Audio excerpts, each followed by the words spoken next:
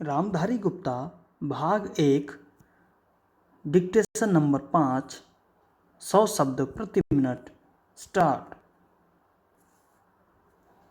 उपाध्यक्ष महोदय, वित्त मंत्री को देश की आर्थिक स्थिति और निर्धनता के संबंध में जितनी जानकारी प्राप्त होती है उतनी किसी अन्य मंत्री को संभव नहीं होती।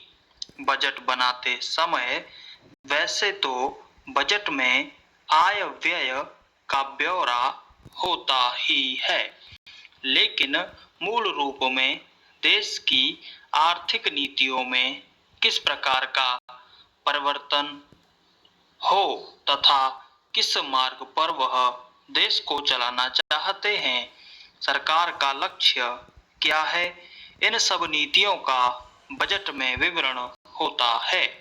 हमारे वित्त मंत्री चाहे जिस पद पर भी रहे हों, चाहे वे मुख्यमंत्री रहे हों या केंद्रीय सरकार में रहे हों, उन्होंने शानदार काम किया। जिस समय उन्होंने बजट प्रस्तुत किया उस समय देश को और विशेष रूप से गरीबों को उनसे बहुत सी आशाएं थीं। देश में लगभग 6 लाख गांव हैं।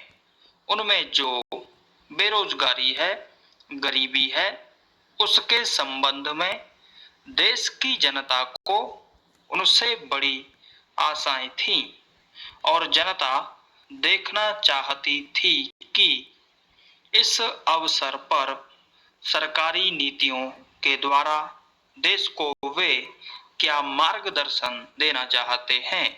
इस दृष्टि से 3 महत्वपूर्ण बातें इस समय देश के सामने थीं। देश का आर्थिक विकास तेजी से हो, अधिक लोगों को काम मिल सके और मूल्यों में स्थिरता आए।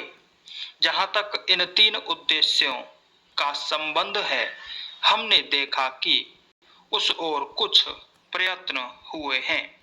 विशेष रूप से गरीबी हटाओ के संबंध में इस देश में जो चर्चा चल रही है, इस बजट में कुछ सीमा तक उसका उल्लेख मिलता है, क्योंकि जितने भी प्रत्यक्ष कर लगे हैं वे ज्यादातर धनी लोगों पर और विशेष रूप से शहर के लोगों पर लगाए गए हैं। इस तरह से जो एक प्रकार की आर्थिक असमानता हमारे देश में चल रही है, उसको दूर करने का प्रयत्न अवश्य किया गया है। लगभग 5 दशक पूर्व जब हमारा देश स्वतंत्र हुआ था, उस समय देश में जितने सरकारी कर्मचारी थे वे ऐसा समझ बैठे थे कि अब तक देश में जिस तरह से अंग्रेजों का प्रशासन चल रहा था उस तरह से काम नहीं चलेगा, क्योंकि कांग्रेस के जो नए लोग आए थे, जो मंत्री बने थे, वे लोग धन के मामले में त्यागी आदमी हैं।